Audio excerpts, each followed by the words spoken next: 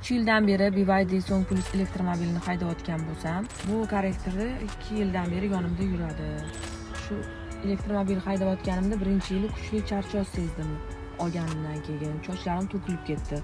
1 soat haydab kelsam ham qulagim kelib charchab qolaverardim. Kuni bo'yi kuchli ish qilgandan keyin bu avtomobilni sotib olmoqchi bo'ldim.